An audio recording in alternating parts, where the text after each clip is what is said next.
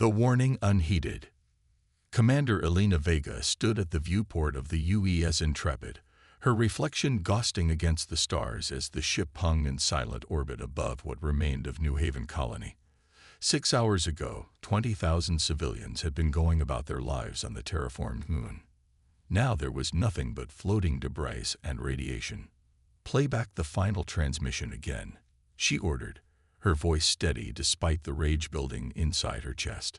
The holographic display flickered, showing the panicked face of Colony Administrator Chen. "This is New Haven calling all Earth vessels. We're under attack by unknown ships." "Wait, they're broadcasting. They identify as the Galactic Concordat. They're demanding immediate surrender and—" Chen looked off screen, his face paling. "They're opening fire on residential sectors. This is a civilian outpost. We have no weapons. Please, anyone." The transmission cut to static. Lieutenant Commander Raj Singh, her executive officer, stood beside her, his jaw tight. "That's the third colony this month. Perth Station, Galileo Outpost, and now New Haven. All civilian installations, all defenseless." Elena nodded, feeling the weight of command pressing down on her shoulders. "And still the Security Council hesitates." "The Concordat outguns us 5-1, Commander," Singh said quietly. "At least, that's what our intelligence suggests." A bitter smile crossed Elena's face. "That's what they think, too." The communication terminal chimed. "Commander, priority message from Earth Command. General Santos is requesting you personally." Elena straightened her uniform and moved to the secure communications room. The holographic figure of General Sofia Santos materialized before her, the silver streaks in her hair catching the light. "Commander Vega, the Security Council has made its decision. The diplomatic channels have failed. The Concordat representatives claimed their attacks were preventative measures against human expansion." Santos' expression hardened. "We're done negotiating." "Operation Eclipse?" Elena asked, her pulse quickening. Santos nodded solemnly. "Authorized. The Concordat believes they've seen the extent of our military capabilities. It's time to show them how wrong they are. For 50 years, humanity had presented itself to the galaxy as technologically inferior, a minor player with modest faster-than-light capabilities and limited weapons technology. It was a facade, carefully maintained since first contact. Behind this veil, Earth had been developing weapons and defenses far beyond what the galaxy suspected: quantum weaponry, gravity manipulation engines, neutron flux torpedoes, and a crowning achievement: the Eclipse-class warships. "The Intrepid will rendezvous with the 7th Fleet at the Ceres Deep Space Station," Santos continued. "Admiral Chen will brief you on the full operation. One final message will be broadcast to the Concordat, offering them a chance to withdraw and make reparations." "They won't listen," Elena said with certainty. "No," Santos agreed. "They won't. That's why we're sending you." The journey to Ceres took less than an hour using the Intrepid's real propulsion systems rather than the deliberately underpowered engines they displayed to alien observers. The massive space station came into view, its central hub surrounded by what appeared to be standard defensive platforms. As they approached, massive sections of the asteroid belt shifted, revealing what had been hiding in plain sight. The Eclipse Fleet, 12 massive warships, each nearly 3 kilometers long, emerged from their concealment. Their hulls were midnight black, absorbing rather than reflecting light, making them seem like moving voids against the stars. Unlike the utilitarian designs of known human vessels, these ships were sleek, predatory, built for war. Admiral Wei Chen welcomed Elena aboard the flagship, the UES Nemesis. "Commander, welcome to the real Earth fleet." The command center of the Nemesis hummed with activity, holographic displays showing the positions of Concordat forces across the sector. Elena recognized some of the faces around her. Top graduates from the academy who had supposedly taken civilian posts but had instead been assigned to the secret fleet. Humanity has maintained the facade of technological inferiority for half a century, Admiral Chen explained as they walked. Every encounter with alien species, every trade negotiation, every diplomatic exchange, all carefully orchestrated to hide our true capabilities. The Artemis Protocol, Elena said, naming the classified directive that had guided Earth's interactions with extraterrestrial civilizations since first contact. Chen nodded. After the discovery of the Proxima Centauri massacre in 2147, Earth understood the galaxy wasn't the utopia we had hoped for. When the first alien ships arrived in our system a decade later, we were ready with our facade. They reached the central war room, where a final message to the Concordat was being prepared. "We've tried peace," Chen said grimly. "We've tried diplomacy. We've sent 17 formal protests about their attacks on our colonies. Each time, they've dismissed us as primitive, emotional beings unworthy of consideration." He gestured to a display showing the smoking ruins of New Haven. No more. Earth's final message was transmitted across all known communication frequencies in the 23 languages of the Concordat species. It was simple and direct. "We held back because we hoped for peace. We gave you every chance to withdraw. You laughed and killed our people. Now we're done holding back. This is your final warning." The response came within the hour. A dismissive message from High Commander Zextrol of the Concordat. "Your primitive threats are noted and rejected. The Concordat will continue to secure its interests against human expansion. Your species will learn its place in the galactic order." Admiral Chen looked at Elena, his expression grim. "They still think we're bluffing." He turned to the communications officer. "Transmit the activation codes to all Eclipse vessels. Operation Reckoning begins now." The first target was the Concordat border outpost at Sigma Draconis, a heavily fortified station that had coordinated the attacks on human colonies. The 7 Eclipse-class ships dropped out of hyperspace without warning, their advanced drives leaving no energy signature to detect. "They're hailing us," the communications officer reported. They're laughing, sir." The Concordat commander appeared on screen, a reptilian Vextor with elaborate military markings. "Human vessels, your suicide is recognized. One last chance to retreat before we—" Admiral Chen cut the transmission with a gesture. "Target their weapon systems and propulsion only. Let's show them what humanity has been hiding." The quantum cascade weapons of the Eclipse fleet fired in perfect synchronization. There was no dramatic energy buildup, no warning, just the sudden, precise disintegration of the outpost's defensive shields and weapons arrays. The neutron flux torpedoes followed, bypassing the station's hull entirely to disable its power core from within. In under 3 minutes, the most fortified Concordat outpost in the sector was dead in space, its crew alive but helpless. "Broadcast on all frequencies," Chen ordered. "Make sure every Concordat world sees this." Elena watched as the message spread across the galaxy. Not just the disabled outpost, but feeds from the other 6 simultaneous strikes across Concordat space. Strategic military targets precision-struck with weapons technology the aliens had never encountered before. "Now we move to Phase 2, Chen said. "Commander Vega, you'll take the Intrepid and 3 Eclipse-class vessels to the Arcturian sector. The Concordat fleet there has been responsible for the attacks on our outer colonies." As Elena prepared to depart, she found Raj Singh waiting by the shuttle bay. "I've been briefed on the mission," he said quietly. "But I have to ask, how far are we taking this?" Elena understood his concern. "We're not going to become monsters, Raj. We target military installations. We disable rather than destroy when possible. But we will make it absolutely clear that humanity is never to be underestimated again." The first wave of attacks sent shockwaves through the Concordat.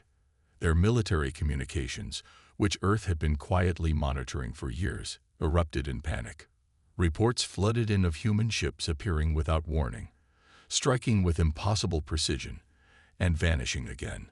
High Commander Zextrol called an emergency council of the Concordat species.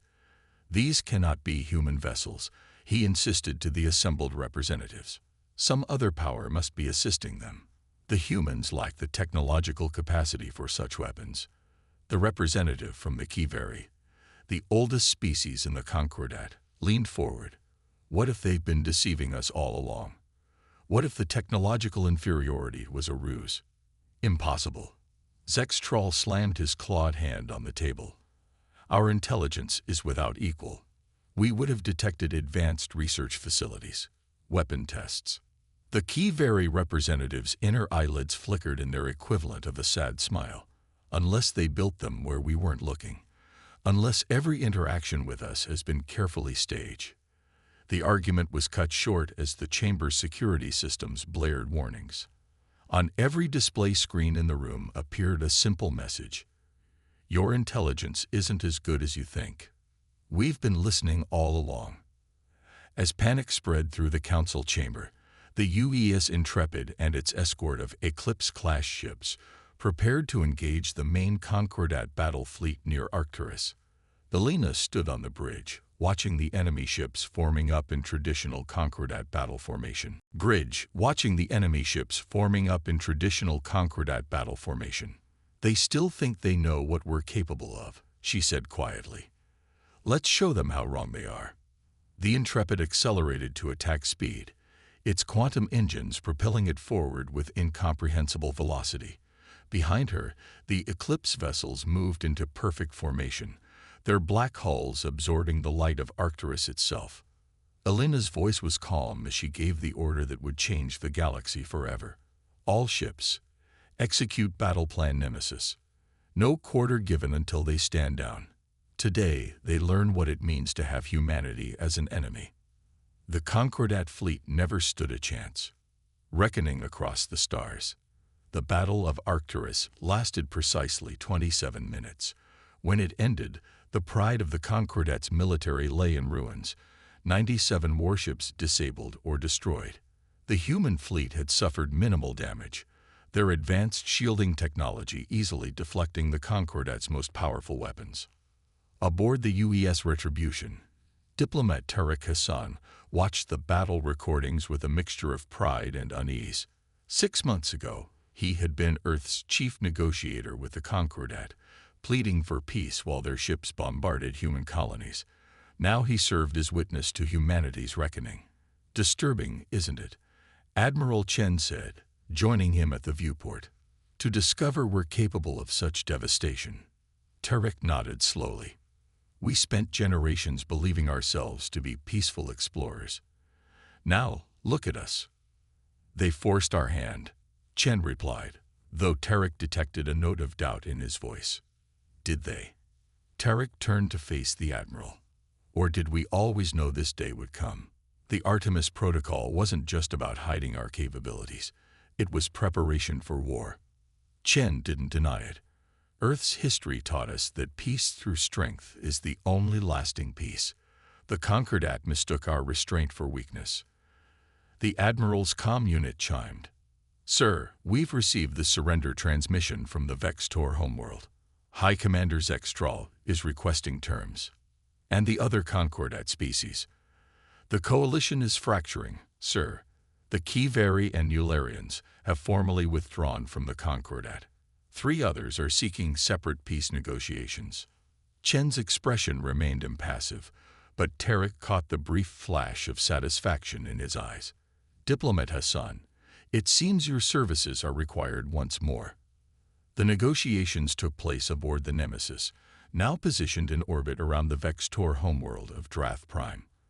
The planet's orbital defenses had been neutralized within the first hour of engagement, leaving its billions of inhabitants vulnerable. It was a deliberate message. Earth could have destroyed their civilization, but chose not to. Zextrol entered the conference room flanked by nervous aides. The once proud High Commander's scales had dulled, his posture submissive. Diplomat Hassan, he hissed, I come authorized to discuss the full surrender of the Vextor Imperium to Earth authorities. Not surrender, Tariq corrected, motioning for the alien to sit. Reparations. He laid out Earth's terms.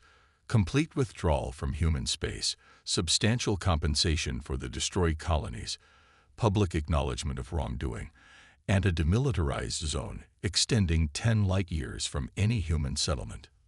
"This is unexpectedly merciful," Zextrol admitted, his inner eyelids blinking rapidly. "Humanity doesn't seek dominion," Tarek explained. "We seek justice and security." The High Commander leaned forward. "What I don't understand is how did you hide such advanced technology from us? Our surveillance networks covered your entire system." Tarek allowed himself a small smile. "Did they? Or did they see exactly what we wanted them to see?" He activated a holographic display showing the solar system.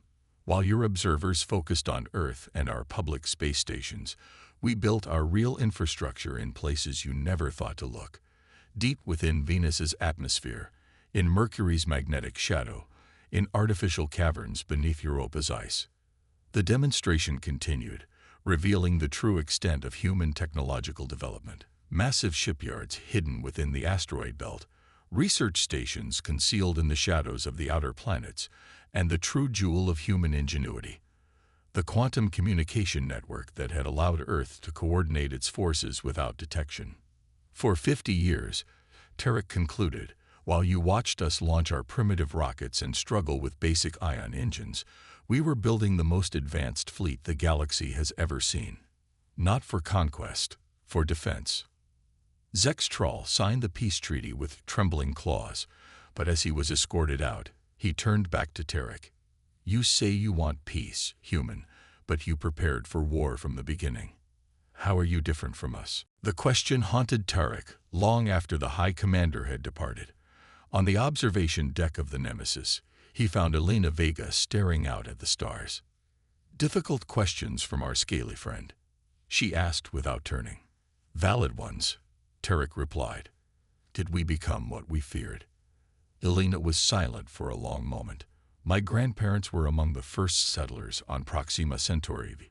They were there when the Skrull ships arrived and wiped out the colony because humans were expanding too aggressively. 200,000 people died because we weren't prepared." She finally looked at him. "We learned from that tragedy. We prepared. We waited. We hoped we'd never need to use what we built. And now? Now the galaxy knows what humanity is capable of. Perhaps that knowledge will bring a more lasting peace than naivety ever could." As the human fleet began its withdrawal from Concordat space, news spread throughout the galaxy. Species that had dismissed humanity as primitive newcomers now scrambled to establish diplomatic relations. Trade offers flooded in, along with requests for technological exchange. Admiral Chen called a final meeting of the fleet commanders. "The immediate threat has been neutralized. The Concordat has agreed to our terms, and the coalition has effectively dissolved. The question now is, what next?" The discussion was heated. Some argued for continued aggression, for using Earth's revealed might to establish dominance in the galaxy. Others advocated for a return to isolation, to focus on developing human colonies without alien interference. In the end, it was Tarek Hassan who proposed the compromise that would define humanity's new role in the galaxy. "We revealed our strength not to rule but to protect. Let's use that revelation to forge a new path, neither conquerors nor victims, but guardians." The Pax Humana, as it came to be called, reshaped galactic politics. Earth established itself as a neutral power, guaranteeing free trade and safe passage throughout former Concordat space. The advanced technologies that had been hidden for so long were gradually released. Medical breakthroughs first, then environmental restoration systems for damaged worlds.